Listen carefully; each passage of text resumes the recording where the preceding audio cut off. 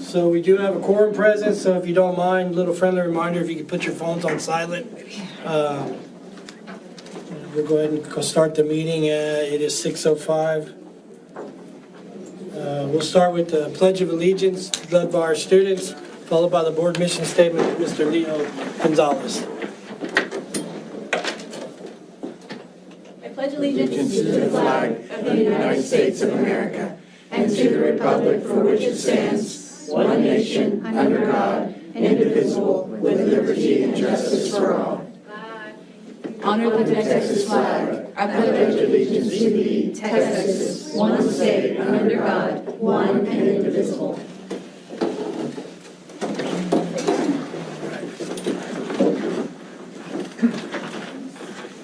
The board mission statement.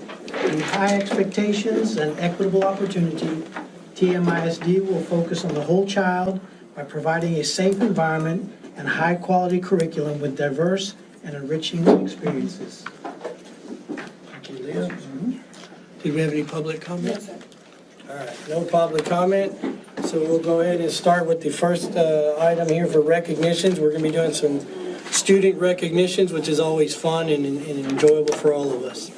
Mr. President, members of the board, can you join me in front so we can recognize some kids? I believe we're starting with the middle school one-act play. Parents, we're making memories tonight, so do what you need to do to get some pictures, come whatever you need to do. We're not in any hurry. This is your night to recognize our kids. We're very proud of them.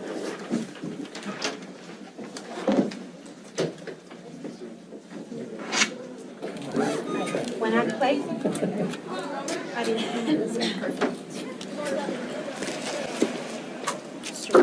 go all the way to image. Okay.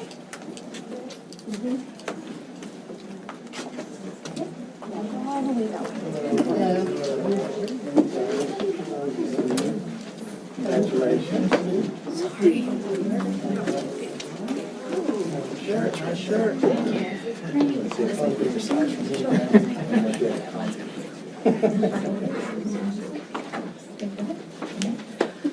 Hello, board, and of course, parents.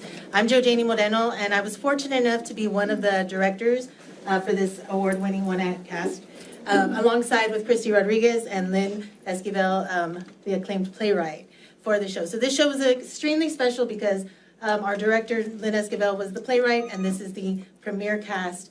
As she goes into publication, their names will forever be on the script as the original cast for this show. So it's a huge accomplishment.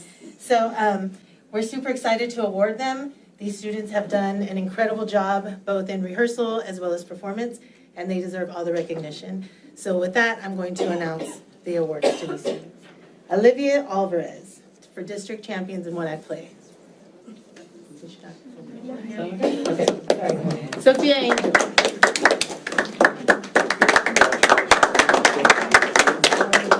Caitlin Benavides, honorable mention, all-star cast.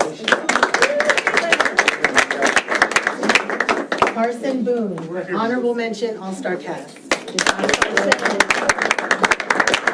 Andrew Marisales. Congratulations. Vincenzo Del Rossi, honorable mention, all-star cast. Hello Wahadjo, all-star cast. Eric Hill, best performer. Cecilia Lucas. Alexandria Medina. Talina Miller, best performer. Congratulations. Jordan Norskow. Isabella Schmidt. Isis Vega. Congratulations. And Madeline Vela, all-star technicians. Again, I cannot explain to you the hard work and dedication that these students put into this, and receiving the top compliment from the judges was that they didn't realize they were watching a middle school show. It looked like a high school show with their professionalism and their talent. So again, I'm super proud, and I know Ms. Escobar and Ms. Rodriguez are as well, so thank you for recognizing them. Let me just say a few words, and I want to tell the cast how proud I am of you. In watching you perform a few days ago over at Portland, you were obviously the stars of the show. And coming from the play was an assimilation of Hispanic culture with an Anglo culture. And I relived some of that coming from outside of South Texas, being acquainted to Hispanic. My wife's family's from Benavides, and I know when she introduced me to them, it was similar reaction as what I saw. So, but let me tell you, you did a terrific, terrific job, and you made all of Tolosa Midway very proud of you. Congratulations.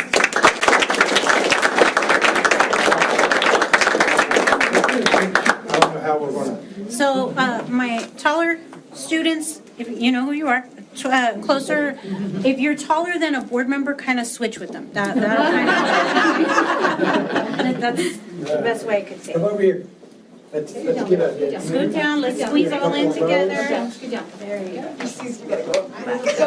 You can go back to that. I can't go anywhere, so. Okay, Ma'am, you- You can come back with us. okay, then right here, all right.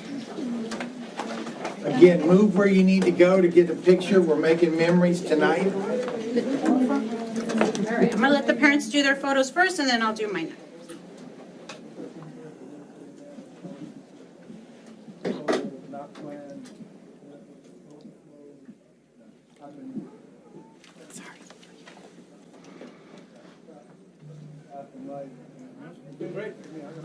All right, don't move, don't move, don't move. I'm coming. All right, here we go. 1, 2, and 3. Got it. Thank you, guys. Great job. Congratulations.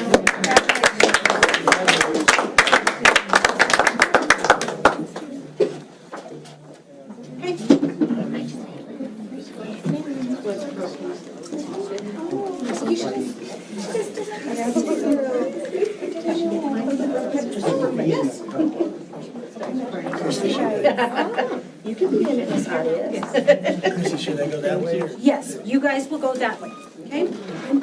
Thank you, parents.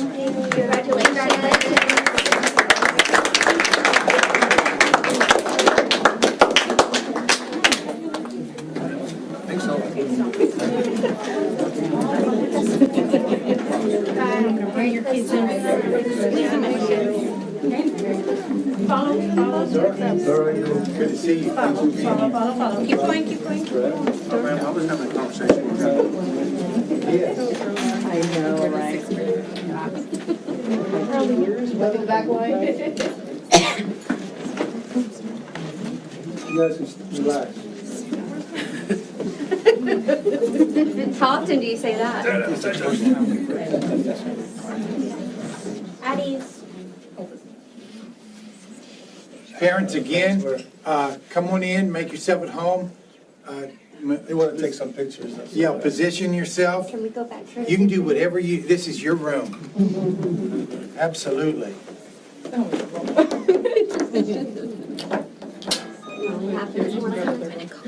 on. No, you guys are fine. Okay. Okay, Yes, sir. Okay. So again, it was kind of a surprise for me to have a speaking role tonight. I wasn't sure what to expect, but since I'm a great orator, I will speak. All right. Anyway, so this ROTC unit is a baby compared to what is going on in the ROTC world. Pretty much, this is pretty much all of them, their first year competing at this higher level with the full entourage of what ROTC does. The state qualifiers, the full competition with the armed, unarmed, color guard, academics, physical fitness, and then all the other follow-off teams that flow from that. They're competing against schools that have kids with 2, 3, 4 years experience on these teams. And they bought pretty much all the trophies that we've won so far this year. There's still a few more things left. Total of 8 trophies, which is, for any ROTC unit, is a good thing. To win 1 or 2 is a good thing. More than that is even better. So, again, they are very, very young in the competition side of this business. And they have just basically smacked the ROTC world in the face this year to let them know that Toloso Midway High School is in it for serious business. Including, which we don't have on these certificates, was we had another competition Saturday, the drone pilot competition, where they basically clean house. They took first place overall champs and 3 of the 4 events first place, and the 4th event a 3rd place trophy. So they basically cleaned house on that one. So they're doing an unbelievable job this year.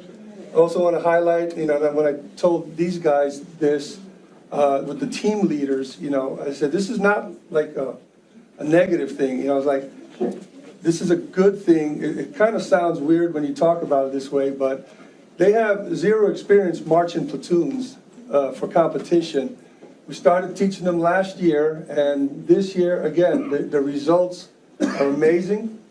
They are competing against drill team commanders with numerous years of experience. I came here from Moody. I actually asked to come here from Moody when you guys had a hard time finding an instructor. Because I was here 10 years ago for about 5 years. And when I got here, we started working on this. And again, they have 0 experience. And look at the drill team commander from Moody. He was the drill team commander for the Armed Drill Team when I was at Moody, and he's graduating this year. So he's been the drill team commander for 3 years. And our first year drill team commanders are giving them a run for their money and beating them. So a great job these guys are doing. They're learning fast, they're moving at a lightning speed, and they're bringing home a lot of silver and gold. So we'll carry on with this. Abigail Cruz, and they're going to come up here and get these. Yes, sir. Abigail Cruz, who's an unarmed drill team.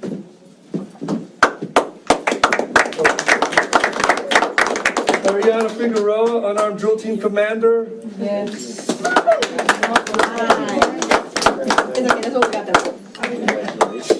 Giselda Garza, unarmed drill team. Congratulations. Macy Groom, armed drill team. And she was one of the drone pilots who cleaned house this past weekend. Good work, Macy. Aiden Halleck, armed drill team. And again, a drone pilot. Congratulations. Kiana Kidd, armed drill team. And color guard. If I missed the teams you guys on too, there are so many teams. Eileen LaCour, also known as Phoenix Rodriguez, armed drill team commander.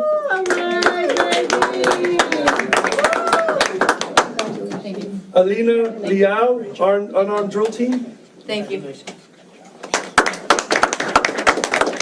Serenity Liao, the sister of Alina Liao, unarmed drill team. Serenity. Color guard, also. And she's also color guard also. Alina. Jaili Lima, armed drill team and drone pilot and color guard. Jasmine Martinez. I don't know if I should say this about Jasmine. Oh my God. She's not even officially an ROTC yet, but she is going to be an ROTC second mate, but she does everything already with us, and she's awesome, even though she's short. She's also color guard and a drone pilot also. Abigail McDaniel, unarmed drill team and color guard.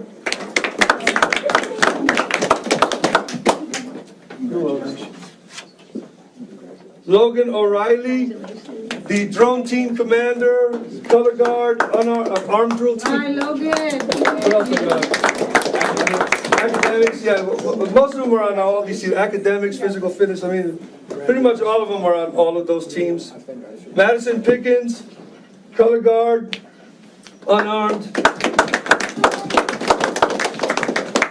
Congratulations. Evelyn Rodriguez, color guard, unarmed.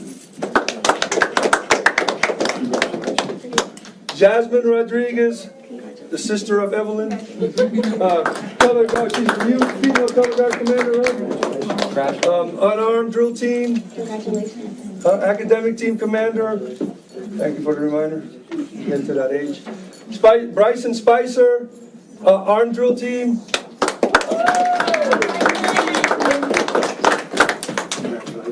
Amelia Vera, unarmed drill team. Joseph Walters.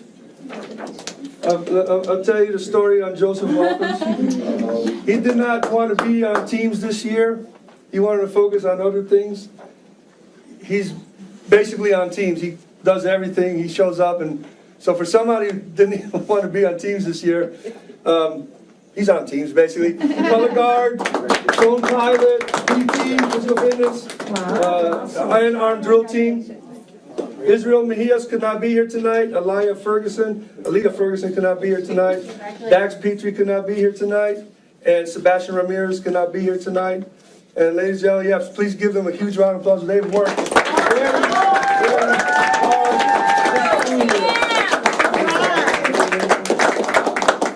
We still have one more state qualifier to go to this year. It's at Moody High School. They might qualify for states. We'll see. And a few more other events we have this year. So they're not done yet. Their season starts before school starts and ends maybe around March sometimes, give or take. And really, we still work after that. So they work very hard, sir and ladies and gentlemen. Thank you, sir. Thank you, sir. Thank you. Picture? Yes, sir. So I think it's easier if they stay where they're at and the board just turns around. And let's do it that way. Okay, so ladies and gentlemen, if y'all can squeeze in just a little bit, I'm gonna leave room for the Taller ones in board. the back and the shorter ones up Let front. the board get in between you guys. If you're tall, like, come to the back, and if you're short, maybe Okay, so I'm gonna let your parents get their photos first, and then I'll do the board's photo. Okay, everybody in there?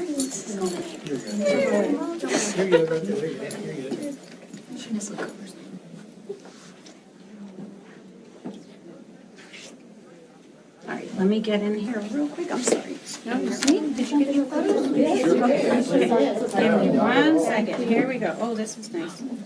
Okay. Here we go. 1, 2, and 3, give me 1 more second. 1, 2, and 3. Got it, good job, thank you guys. One more, sorry, guys. Oh, sorry.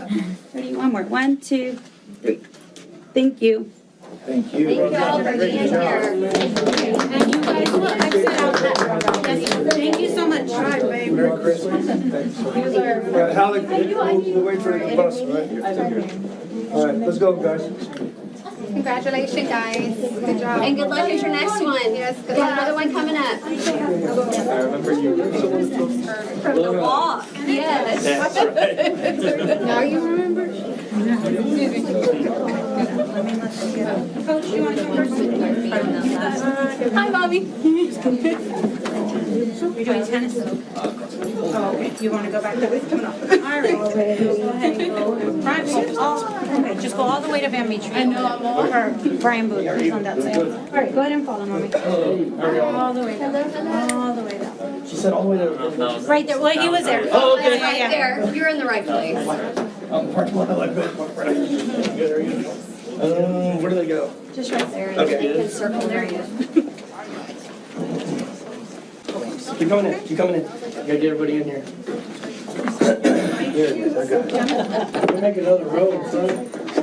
Yeah, make another row and. You got this thing? Sure, yeah, please, you can go with our coach. Who we have now? Tennis? Tennis, sir, yes, sir. Yay. Coach Sinnard? Hello, how are you?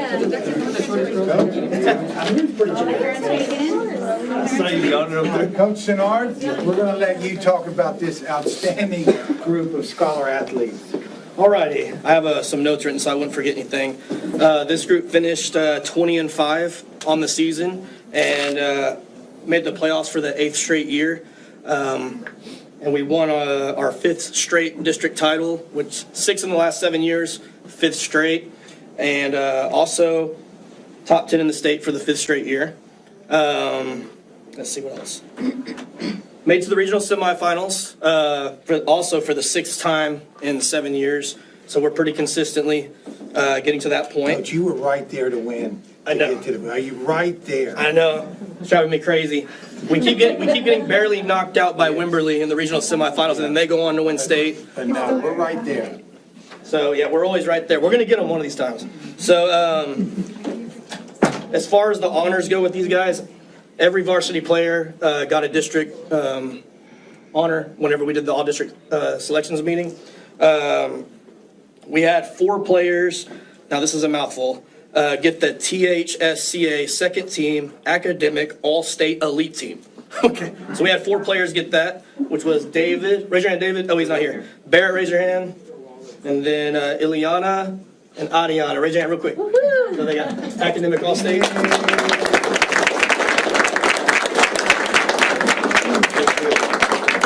Only seniors can get that, or a whole bunch more of them would have got it probably. I counted this up today because I was curious, but between our varsity players, they are taking, between honors classes and college credit classes, they're taking 67 of them between just our varsity, so I was pretty proud of that. Let's see. What else? I'm going to go through their awards just one by one because it's a lot. But first off, I want to start off with Jackson McClanahan. He was our team manager. Where's Jackson?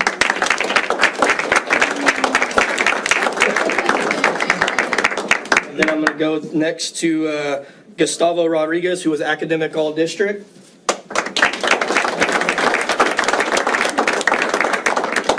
And then I'm going to go to Ariana Ubaye, who was, she got the academic elite second team all-state with THSCA. She also got district honorable mention and obviously academic all-district with our district.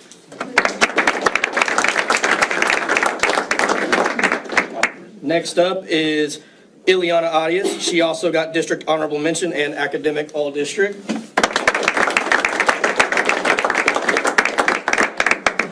Next is Barrett Malachite, who also got district honorable mention and academic all-district. Then we have Reagan Parks, who got second team all-district and girls doubles and academic all-district.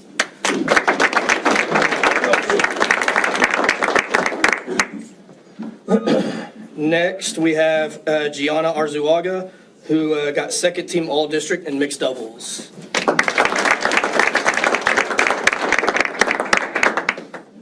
Next, we have Estrella Garcia, who got second team all-district in girls singles and second team all-district in girls doubles.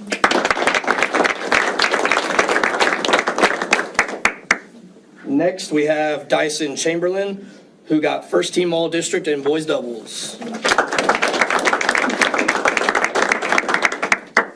Next, we got Gabriel Gonzalez, who got first team all-district in singles and second team all-district in boys doubles.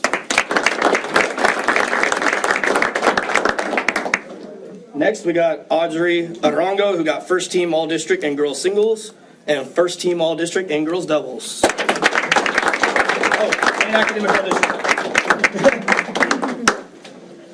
Almost skipped one. Next is Brendan Diaz, who got first team all-district in singles and first team all-district in doubles. Next, we have Tristan Dallas, who got first team all-district in girls singles, first team all-district in girls doubles, and academic all-district.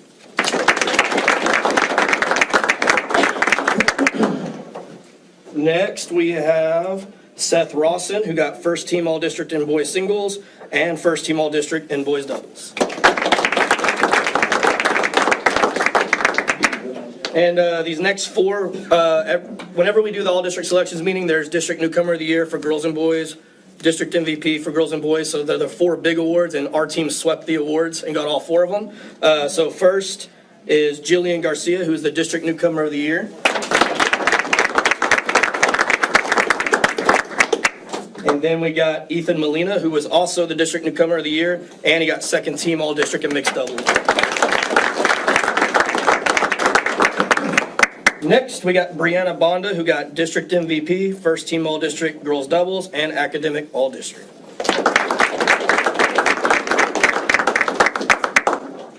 Next, we have Alex Arango, who got the district MVP for the boys, first team all-district in boys doubles, and academic all-district.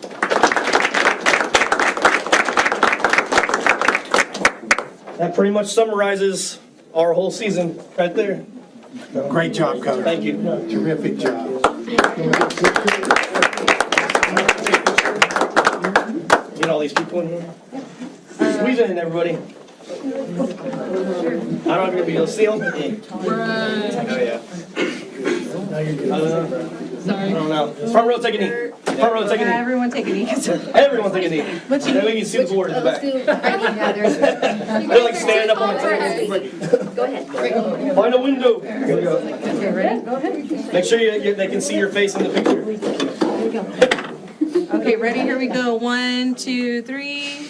1, 2, 3. Let me do one more. 1, 2, 3. Okay. Look over here, guys. Here we go. Sorry. 1, 2, and 3. And let me scoot a little because I'm a little off here. All right. 1, 2, and 3. Got it. Good job, guys. Good job. Thank you. We'll exit this way. Congratulations. Last but not least, good job. Congratulations. Thank you. For sure. Congratulations. Great group. Thank you, thank you. And Main Street, and then you guys will follow. Okay, just keep it.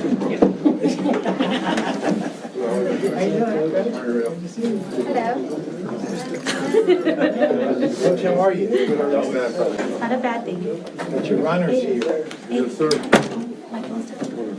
You want to turn that way, guys? Yeah. Maybe you should back up. Coach, you want to talk about your team? Yes, good evening. Thank y'all for having us. Well, this year was a breakthrough year, I thought, for us. It was kind of nerve-wracking to start the season because we graduated 2 seniors. We had a junior who was part of our team last year that moved away. So we were kind of worried. We were the first team out last year. We got 4th. So top 3 make it. This is the way it works, is top 3 make it to regionals. And we had got 4th last year. We had just missed it. And then we graduated 3. I did a little recruiting. I want to go get a basketball kid. We get a basketball kid out there, and we had 2 freshmen step up, and we knew it was going to be close. We knew it was going to be close, and it was between us. It was supposed to be between us and Zapata. I've been telling the kids all season, it's going to be us and Zapata. We're first or second. First or second, we're going to do it. We're going to do it. Come the district meet, the day of the district meet, Laredo Harmony surprised everybody. So we finished, and Coach Valiad was there, and I'm going to go talk us about that. I know we got in. I think we got 3rd. But we're in. We're making it to the next round. The kids were happy. They knew they made it. And then one of our parents works for our girls program, works the meet, and he told us, no, y'all won by 1 point. So and then we ended up sweeping the JV division and freshmen as well. So it was very successful. We have a really good junior high program, obviously. They won 8th grade 1, 7th grade 1 on the boys' side and the girls' side. So we have a really good feeder program too. So we're doing really good. Things are looking very well for us. About these guys, can't harp on them enough. Every morning, right now, we have to go early. The reason we have to go early is because if not, we don't have enough time for breakfast or to shower. So we have first period cross country, first period athletics. But even now that we're not in season, the season don't start till next year. Guys show up at 7:30, 7:45, an hour before school starts, so we can continue, hopefully building on and hopefully make it as a team next year. We got to the regional meet. We didn't make it. We had 1 individual qualify. We had Aiden Halleck qualified, but our goal, and we're not afraid to talk about our goals. Our goal is to make it to the state meet. The thing about this team is we have not 1 senior. We had not 1 senior in the program this year. So everybody's coming back, which is a really good thing. And like I said, then we have a good feeder program. So we hope to be successful for years to come. All right. So I just present their names. All right. So first of all, I have Aiden Halleck. He was a team district champ. Well, we got team district championship, but he was a runner-up individually, and he got first team all district, and then he was also a state qualifier. The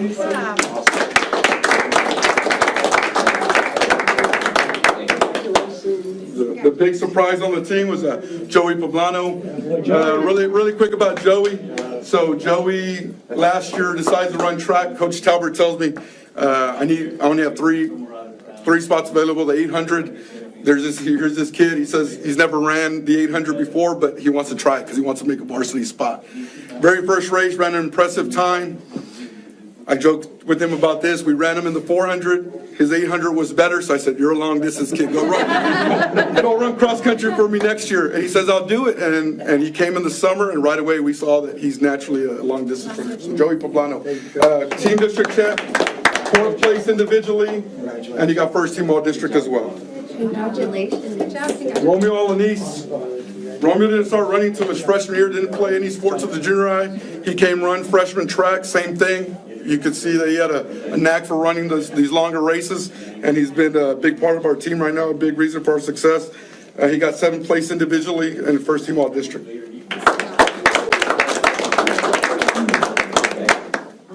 Christian Moreno. Christian's been on varsity since his freshman year with Coach Castillo.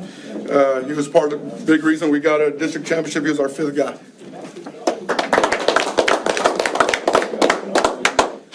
Aiden Baliar, freshman, team district champ. Jacob also, mind you, I say, help me out. Paniawa? Paniawa. I know how to spell it. And I say it all the time. I just don't know whatever. Also a freshman and part of a team district championship. And we're missing Daniel Ortiz. Daniel Ortiz is a sophomore, but he has soccer practice tonight, so he wasn't able to join us. Thank you so much. Congratulations. Picture, guys. That is nice. You deserved it, man. Well Good job, Jacob. Between us, yeah, you guys are tall. I want to stand in front of you. It's okay. Okay. Oh, this is a big one. 1, 2, and 3. Got it. You just come on real quick. Ready? 1, 2, 3. Hi, congratulations. Parents, thank you. What a commitment. Big commitment. Well done. Congratulations. Well done. Congratulations next year. Congratulations. Okay, I think that's it.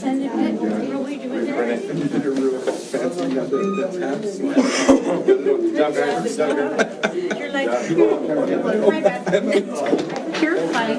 Yes, send me a text. Let's move the table back. Yes, sir.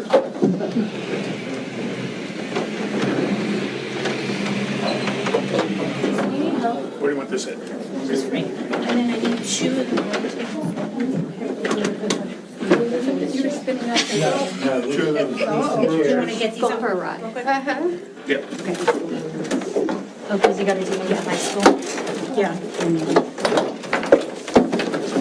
I'm just walking behind you trying to pick up this one.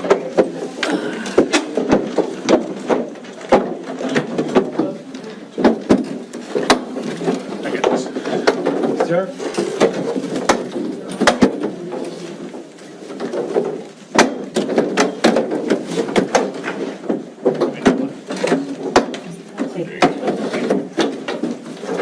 Are these the chairs y'all sit on?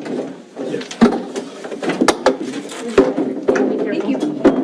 Patrick. Should go on that side. Be careful. Yes, please. Actually,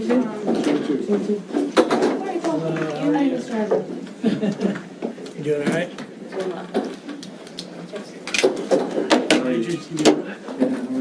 It doesn't get much better than that. No. We got the singers and the runners and the actors. Yeah. Yeah, that's good.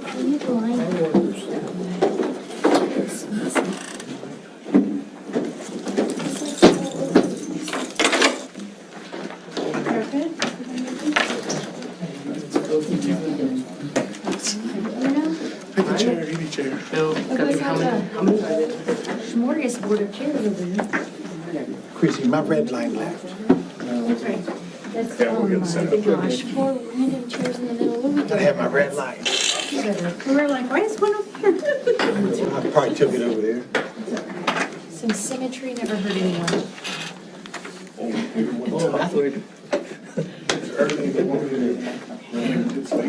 All right, we'll go ahead and get moving with the next item. The first action item is to discuss and consider approval of the TASB Risk Management Fund Student Scholarship in the amount of $1,000. Mr. President, members of the board, we have a representative from TASB. I apologize, sir, I don't have your. Adrian Pena. Adrian Pena, who has made the trip over to make a very generous donation that'll go to either one or two of our high school seniors.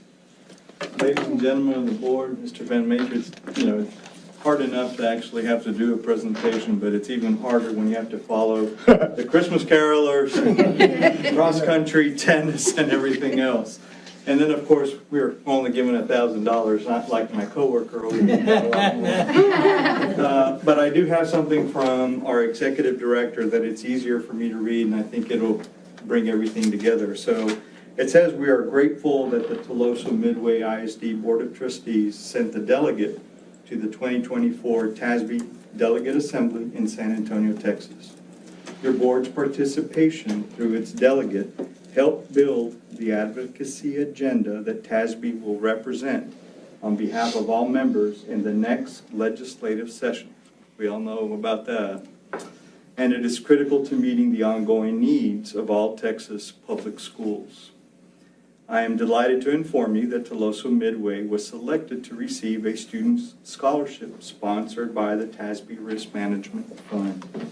The fund has provided comprehensive risk solutions that support efforts to maintain healthy and safe learning environments since 1974.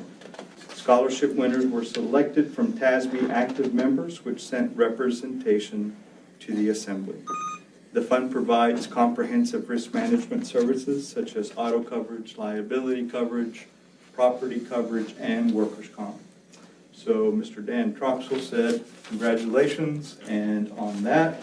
And I apologize, my marker kind of ran out at the ISD. Y'all can either do one $1,000 scholarship or y'all can do two $500 scholarships, and then y'all can just erase that and then do pictures as you see fit. How about that? Terrific. Congratulations. Thank you. If y'all would stand and get a look at the background. You're very welcome. You want to come here and get in the middle, and we'll get the board in the back. And Paul, Who's your board president? This Let's see, Mr. gentleman. Why don't you get in there? No, man, that's it. Boy, pressure. All right, let's get windows. Kim, if I could have you scoot over just a hair this way. In your, okay. All right. Come on here we over. go. 1, 2, and 3. Let me get a little closer. Got it. And just to let y'all know, I didn't come from very far. I live in Alice, and I'm also a board member. Oh, nice. So thank you for all your hard work. I know exactly what y'all go through. thank you, sir. Thank you so much. Congratulations. Thank you, and thank you for your service. Sure. Thank you, sir. Appreciate it. Thank you. Thank you. Bill, good seeing you, brother. Likewise, likewise. All right, Take care, buddy. Take care. Go ahead. This is an action item. Good seeing you too. Take care. Mr. President, members of the board, it is the administration's recommendation that the board approve the TASB Risk Management Fund Student Scholarship in the amount of $1,000 as presented. Do we have a motion? I'll make that motion to consider approval of the TASB Risk Management Fund Student Scholarship in the amount of $1,000. Second. I'll second. Marty? All right, we have a motion made by Kim, seconded by Marty, to approve the board. What is it? Oh, yeah, that's right. All those in favor? I'll get good at this. You're good. Oh, I can raise my hand too. All right, motion carries 6-0.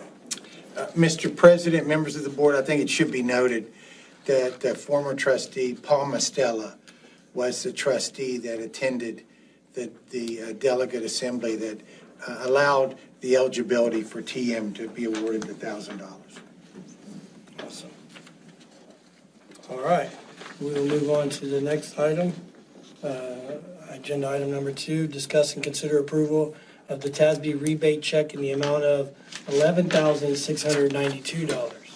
Mr. President, members of the board, I don't have any trouble with this gentleman's name. He and I have served as fellow superintendents for too many years that we want to talk about, but we're honored to have Troy Markovich here with us tonight. Troy?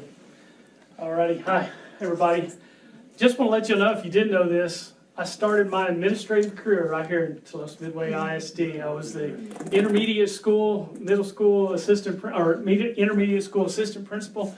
Rick Chop and I, we ran the youth activities for 3 years. And I'll be honest with you, I learned everything administratively here that I was able to take back to Ingleside, which was my hometown, which I got to serve as 7 years as a principal at the primary school. So I loved the little ones singing. That reminded me of being a principal. And then I did 19 years there in the district and just retired this past January. It is so nice to be on this side. It's always nice for your December board meeting to do recognitions instead of other things that get thrown in your faces at different times. So believe me, I understand, been there, done that. So my role now, which is really cool, is that I get the opportunity to work with TASB to be able to find money for school districts. And I can tell you right now, Tuloso Midway is already doing the right thing. For you to be able to get $11,692 in rebate means that you are looking at what your purchases are, you're using the buy board vendors, which is money that gets to come back to you. And it's my job to help you find more. And so Philip and I are going to be close friends. And the thing is that I understand what Philip has to go through to be able to get this done. And this is not just the simplest thing. So his staff in the business services department is doing a great job to be able to pull this kind of money. But there is a bunch more to get. So we're going to work on that for y'all. And that's my job to do that for y'all because I know money's tight now and it's only going to get tighter, it looks like. So, but again, congratulations on $11,692 Tuloso Midway ISD. Yeah. Yeah, best part of a board meeting. Sorry, don't miss. All right, here, come close. 1, 2, and that's what I can put it. Got it. Troy, thank you. It's great seeing you. Merry Christmas, all y'all. Merry Christmas. Thank you. Thank you. He's like, I'm out. Yeah, I get to leave. He's all right. Shy about it. He's like, "Oop." Just bring us one back next month. The bank. All right, Mr. President, members of the board, it is the administration's recommendation that the board approve the TASB rebate check in the amount of $11,692 as presented. Do you have a motion? I move that we approve the TASB rebate check for the amount of $11,692. All right, second. Mr. Boone. All right, all those in favor? Carry 6-0. All right, next agenda item is program review for the Gifted and Talented Program, Emergent Bilingual Program, and Career and Technical Education. Mr. President, members of the board, this is an information item only. However, it is an annual requirement. 2 of the 3 programs we've made significant changes. The bilingual program and the CTE program, and then the Gifted and Talented program also have made some changes. So we have our current Assistant Director for Curriculum Instruction, soon to be in reorganization, the Director of Federal and Special Programs, Ms. Kenna Moody. Hi guys, I'm 6:50, so we're gonna try to make it through. So the GT program did recently undergo a change. This is our second year under the new guidelines and the new handbook. You all received the new handbook last year, so I didn't include it this year, but I realized there's some new ones. So I'll show you where to find it on the on the TMISD website. This is our GT Advisory Committee. We meet at least twice a year. We review our program review, which each campus does individually, and they tell it, we go over all the areas of compliance that need to be looked at and opportunities for growth. So there's somebody from every campus. The goal for the GT program is very similar to a special education goal. We want to meet the needs of kids, whether it's our top achieving kids or our underperforming kids. We want to make sure that we're meeting kids where they're at and pushing them to their potential. So that's what our program goal is. Our GT, I'm very, very proud to say that we did an equity study in our gifted and talented program 2 years ago, and the equity has remained in place. So equity essentially in gifted and talented is that your identification of gifted and talented students equitably matches the demographics of your school district and your school. So we are very, very close to exactly aligned. There's 2 grade levels where our identification of Anglo students is a little bit higher than our typical demographic in our grade levels. And so we're just going to continue looking for those students that are high achieving kids that are really thinking critically and continue to the referral process. So these are our numbers, very aligned to our demographic of our district. And we're right at our typical what you would want to see, about 10% of our students identified as gifted and talented, which we did change our screening process 2 years ago to really focus on making sure we're equitably screening. Additionally, this year we instituted training for each staff member. So every staff member was trained in our nomination process as well as what those areas of giftedness would look like. And so they could nominate their own students. This is our STAR data for the 2023-24 school year, so end of year last year. We performed as you would anticipate. Our students did a really good job last year in the Gifted and Talented program with a high population of masters. We do have some areas to work on, but those areas were very aligned to the state norms for that program. So STAR Science in 5th grade, which we've made some changes there. We have a full teacher devoted to science and social studies in our Gifted and Talented program now, as well as for our regular 5th graders. Another area to look at is our English 1 block and our Algebra 1 block. But Algebra, the majority of those students took Algebra 1 as 8th graders. So that algebra number of GT students for this past year was a little bit lower than we would have anticipated because most of those students took it as 8th graders. So what are the big program highlights? We've clustered our classrooms. The state plan changed 2 years ago, really 3 years ago, but was in effect 2 years ago. And it put in very specific guidelines as to how many GT students need to be able to work together in their core content classes. So they call it clustering. So if there's 1 GT student in a classroom, you have to have at least 4 because they have to have the opportunity to collaborate in their core content, not as a separate pullout, but in their everyday learning opportunities. And so we are aligned there with the state plan. And we've implemented also the GT determination committees. We have a committee on each campus that helps identify sticking to that equitable goal. One of the changes that we're considering for either the end of this year or possibly implementing next year is we screen our kids in kindergarten and we do a round 1, round 2. So we use the NNAT 3 as an initial screener, and that is completely nonverbal. There is no language, no vocabulary. It is just testing their ability to reason and think critically and challenge their ideals or the way that they think about something. And that screener is quite pricey. And the rest of the testing is quite pricey. And so we're considering with 1st grade through 12th grade following that kindergarten model. So where we have a round 1 where they use the NNAT, and then we determine if there's further tested needed so that we can kind of save a little bit if we need to. That's one of the considerations that we're thinking about in that GT determination meetings for our 1st through 11th grade. Because the way 1st through 11th grade goes now, they all take the initial screener and they do the rest of the battery of tests as well. And those tests are a little bit pricey. So we're considering following the same kindergarten model.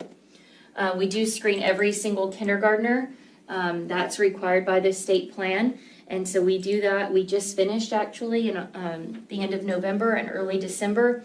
And we'll start round 2 with those kindergartners when we return from the Christmas break. Oh, I should also say that we're looking at secondary opportunities as well. We do a really good job in the primary and the elementary and the intermediate with extra opportunities for project-based learning. But when we get to the secondary level, the kids have the option to be pulled out for gifted and talented. They are served in honors classes as well, but the project-based learning opportunities are not mandatory at the secondary. We're really working on solidifying opportunities that they would want to do. And so this year we implemented our counselor as our GT coordinator for that campus, as well as the secondary campus, so that we'll be able to really focus sort of like a caseload, and they can meet more intentionally with those students. If you're curious, this is our qualification timeline, when parents would be notified, and we follow that annually. So it's pretty cyclical. This is the assessments that we use with our GT screening. So you can see that this could get quite pricey. This is a sample question at the very beginning of the NNET 3. So this is what the test looks like. They get progressively harder the better a student does. And then I'll show you, this is what our qualifying matrix looks like. So you score above the red in 2 or more categories in the quantitative and 2 or more categories in the qualitative area. And then we do a composite score, and the composite score has to meet a certain cutoff for them to qualify. And this is 3rd through 5th. So it's individualized to each grade category. I kind of went over this a little bit. This is our screening for kindergarten, our process. So all of them get screened, and then we administer the second round of screening for those that qualify. And then our determination committee meeting happens, and we remove all names. We look at scores. We look at, is there any additional testing? If there's any bubble students that are right on the edge, we may consider interviews for those students or portfolios for those students, but it's based on the recommendation of the committee. And then they're placed and served as first graders. Same, essentially the same for 1st through 11th grade. We don't screen 12th graders because the screening process takes almost the year, and so they wouldn't be served until the following year. So they obviously would not have another year with us. But same process. All of our nominations and referrals could be used interchangeably. Our online Google Forms, so they're time-stamped and require an email. We do it in Spanish and English, and we advertise those in both Spanish and English. We also host parent nights prior to all of the assessments. So no changes to the handbook, no big changes to the program. Everybody in our determination committee seems to be pretty happy with it. Our program reviews look really good at the end of the year this year, so unless you guys have anything that you'd like us to try or consider, we're going to keep on plugging with GT. Okay, on to bilingual, right? Is bilingual the next one? Okay, some exciting stuff for bilingual. Okay, so our mission recently changed for dual language in our EB program for last year to include building biliteracy for both English proficient and Spanish proficient in students by the time they reach 5th grade. So by the time they're 5th grade, they should be academically fluent in both languages. That includes students that come to the United States as first-time U.S. Students, as well as English-speaking student who's never heard Spanish before. They should both be bifluent or biliterate in both languages by 5th grade. And not just conversationally, but also academically. Our demographic data for the bilingual program, now pre-K through 2nd grade currently is dual language, meaning they're learning both languages. The rest are bilingual early exit or ESL. So our secondary is ESL, where we have support in our language arts classes, and then teachers are trained in the ELPs. Demographically, very aligned to our campus demographic data. Our EB population is slightly higher in the economically disadvantaged category, and that's neither here nor there. I think it's just something to note.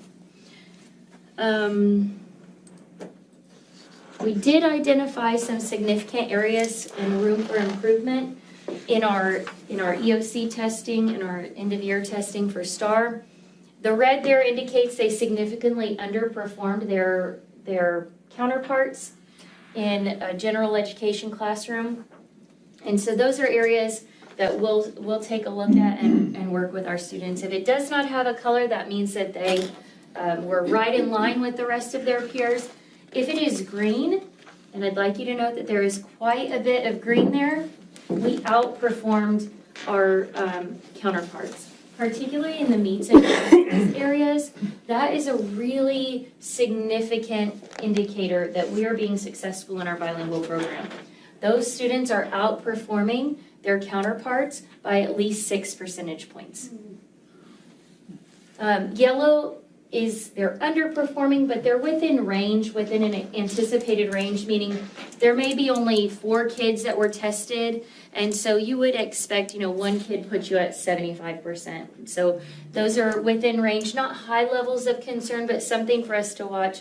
And the red did significantly drop from the previous school year, so we're excited about that. I really thought about including last year's data because it looks exactly like this in chart form. The colors are almost reversed. We had a lot of red, now we've got a lot of green. Can I ask you a question? Yes, absolutely.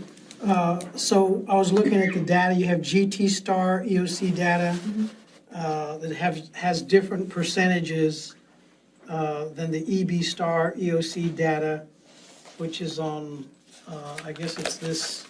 This is what I was looking at versus this slide. So that just includes GT. That's just the GT students. And this is the regular. This is EB compared to all. Okay. If that makes sense. I got you. Yes, So absolutely. you should see some variation, but those GT students are included in the all category. Okay. I hope I didn't mess that up, because I think I did it right. But I'll look at it again. But I just compared them to the all, not to the GT, because you're gonna see quite a variation there. But definitely some areas to work on. And then this is one of our areas of hyper focus for the following year. Our students, Texas changed the criteria for exiting the bilingual program. So you used to have to score advanced high in 3 of 4 categories. Now you have to get a composite score of advanced high. I would venture to say quite a significant portion of our regular education students, our general education students, would not score advanced high in writing. It is an incredibly hard test, and so we were very fortunate the state backed that down a little bit and allowed us to get advanced there so that we can exit our students within a 2 to 3 year window of entering the program. What I would like to see more of is more of an exit. We will still support them in the bilingual program or the ESL program, but what you can see there on the top category, we have 246 kids that tested 2 consecutive years with us, and you can see that only 28% of them got a progress of a level 1, which would mean they would have met criteria to exit. And so that's something that we really need to look at. Why are our kids not getting advanced high? Now, 28% is still a lot. That's still good. And it's still more than we were exiting on the previous on the previous scale of 3 advanced highs, but it could be higher. And so we'll take a look at that and see what we can do there. We support our kids with Summit K-12. It's provided through the Region Service Center. And so that's one of the tools that our teachers have. Additionally, our kids are learning in both languages, and 3rd grade will be the first year of measure for that with our STAR data. And that doesn't start until next year. So we'll really have more of a picture there with how that's factoring in. But certainly at the secondary levels, we have way too many students that are not progressing on TELPAS. And so that's something that we're gonna look at and continue to troubleshoot and problem solve. We were lucky that they changed those criteria for us. And that's why we have some red at that high school level in English on the one before. Right, okay. Now, we did have an influx of, it's not EB students or ESL students, an influx of immigrant students this year. And TMISD had never identified immigrant as a category reported in PEIMS. We started this school year reporting those students, which was pretty eye-opening to us, all of the kids that we had missed previously. Now, they can only be classified as an immigrant student for 3 years. On their 3rd year, they're no longer immigrant, and so you kind of lose track of students that way. But fortunately for us, we just started. So we've got a crystal clear picture of who those students are and what we can do to help them. And so it was a majority of them at the secondary level, and so we've got some supports at the high school level that's helping those students. We did increase the dual language stipend to try to keep teachers here. We have so far been successful in doing that. We do have one that's retiring, and we're really sad but excited for her. But there's a lot of training expense that goes into dual language, and so hopefully that stipend helps us retain teachers, and so we're very thankful the school board approved that last year for our teachers. The bilingual stipend in 3rd through 5th stayed at $3,000, and then we implemented an ESL stipend that was brand new. There's quite a bit of paperwork that occurs with students who are in the bilingual program or in the ESL program. It's called LPAC paperwork, and we pay the contributors. Similar to how we would do an ARD facilitator, these teachers are contributing to that LPAC and those decisions, and so they receive a stipend for that. And then there's the identified areas there, science, English 1 and English 2, which science is pretty typical because it's a high concentration of vocabulary, and sometimes it's just that language barrier, but we're working on that, and that's what we're going to continue to focus on. And then I already explained the TEA updated criteria. Our dual language program will continue to spiral. We're very happy with that program. Our students are very successful within it. We were in the primary today, and our teachers keep from beginning of year to where they are currently in their bulletin boards outside their writing progression. And it was insane for us to see the 1st graders who began the year barely writing in English, and now they have English, oh my gosh. They have, yes, thank you. They have their English documents there as well as writing in paragraph form in Spanish. So it's so cool to see the progression, and so if you're at the primary, check out those classrooms. It's on the outside bulletin board, so you can see that easily. We'll expand to include 3rd grade next year. Our 2 3rd grade bilingual teachers have already been through the dual language training and are implementing many of the strategies already with their EB students, at their current 3rd grade EB students. But one of our teachers was from Colorado, where they do dual language, and so she's living her best life waiting for dual language to start. She's very excited. Our current numbers, we have 14, which just went up to 16 emergent bilingual students in pre-K. We do run a different model in pre-K because we can't give away English proficient spots in pre-K because not everybody qualifies for pre-K. We run a one-way, so only students that are learning to speak English are in the dual language program in pre-K. Dual language officially starts for English proficient students that are learning Spanish in kindergarten, because those are spots that they stay in those seats through, all the way through 5th grade at least. In kindergarten, we have 13 English emergent bilingual students and 29 English proficient students. First grade is very, very even, 20 and 18. And second grade is 13 and 23.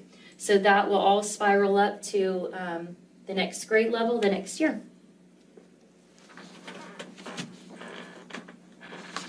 This is a sample of our dual language program guide. It also includes our EB program guide. You don't have a copy of it, but it's on our website, our district website, if you'd like a copy of it, or I can provide that for you. Basically explains the process of English proficient students getting into the program. They do have to apply. They go through an interview process with either myself or one of the administrators on the campus. And then we ask for a commitment through 5th grade. Because once that spot is given to that English proficient student, we cannot give it away again. They cannot enter the program past 1st grade. And then we are still working on the language acquisition rubrics for English proficient students. We're looking at our middle of year data to see what we need to do with language acquisition for those, predominantly those kids that are learning to speak Spanish. Our kids that are learning to speak English, we have measures in place from the state for them, but we don't have anything in place the opposite direction. So we're working on that. We're working with the dual language teachers, and then we'll continue the training. And then we will refine the interview process a little bit, because the more popular the program is getting, the more interviews we're conducting, and it's getting quite time consuming. And we'll still continue that process, but just really making sure we're asking the right questions. And so far we've had very little turnover. Our kids are staying in the program, and so we're pretty successful in that.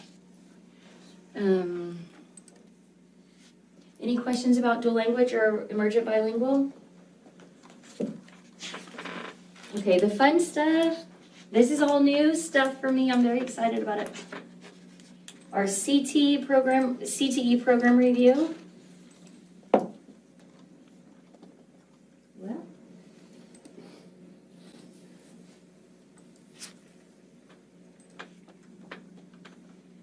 we will break ground on our new CTE building in March of this year. It will be open for students in July of 2026. So very excited about that. I know some of you have already seen what I'm about to show, but we got a new one today that has more of the cool stuff in it. So if you'll stick with me for a few minutes. This is the new CTE building.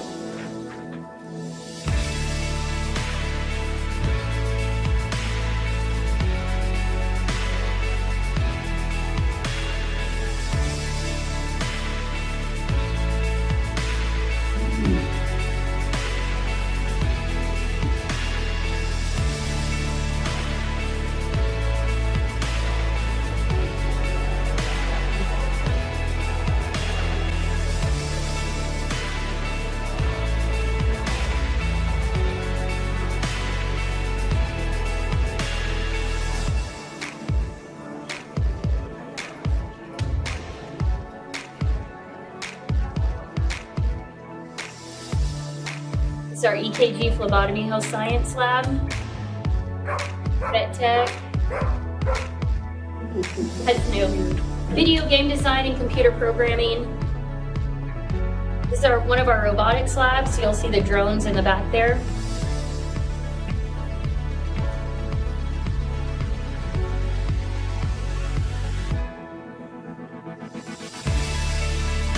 Dimitri, this is the graphic I was mentioning. Our welding lab.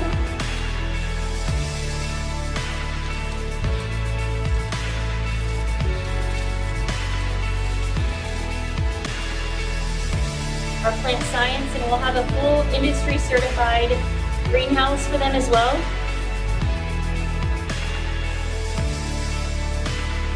This is our broadcasting, calling it Tribe Media. We'll be able to broadcast and podcast, and then our swimming pool.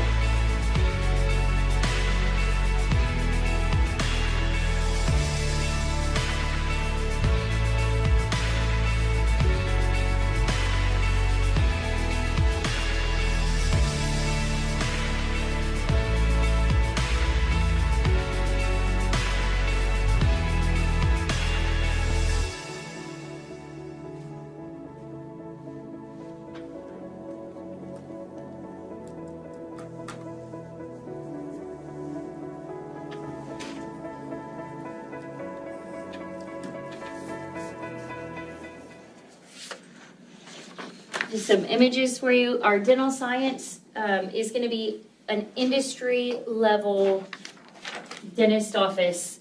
They will have x-rays, they will have dental chairs, they will be full-fledged dental technicians with actual hands-on experience. I just think that is so cool. And then I wanted to kind of come back a little bit because I know we talk about Warpath a lot, but with so many new school board members, I really wanted to identify for you the difference between Warpath General Studies and Warpath CTE. So Warpath Academy refers to the dual credit opportunities that we provide our students. Many of those dual credit opportunities are not CTE opportunities. Still under the Warpath umbrella, but General Studies and then CTE studies. So some of the CTE Warpath is welding, automotive, health science, EKG phlebotomy, patient care, CMA, cosmetology. Those are all Warpath CTE. So those are dual credit or continuing ed CTE programs, law enforcement. And then there's the general studies. So our students, some of our Warpath CTE students are actually doing both. They're getting some of their general studies before they're eligible. For example, our welders, they really don't want them in a welding lab until they're 16. And so they're knocking out some of their general studies, the arts, the speech, the comm, all of those classes under Warpath General, and then moving over to Warpath CTE.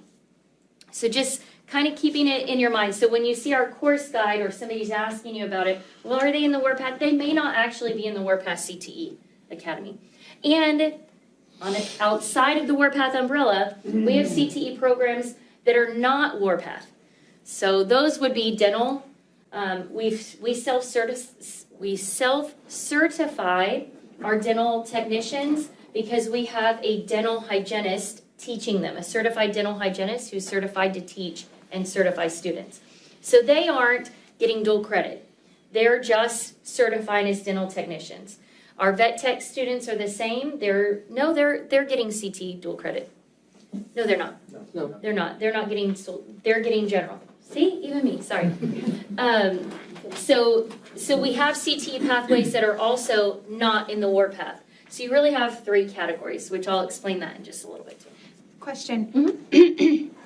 And when our students graduate, do they graduate with a certification, like they can go straight into the workforce from there, or have to continue with college? Some of them, they're going to be preferred to have an associate's in that degree, or like our welders will have a level 1 or level 2. They might want to use their IBC to continue getting something else. So for example, our dental technicians, they may want to be a dental hygienist. They can work as a dental technician the day they get their IBC. Actually, the day they get their IBC and if they're 18. And so they can go straight into the workforce for that. They can be doing x-rays, they can be bringing the patients back, they can be looking at medical charts, but they may not want to stop there, and that would have to continue on their own outside of it. But they'll already be in the dental pathway, and they'll already know. They already started out.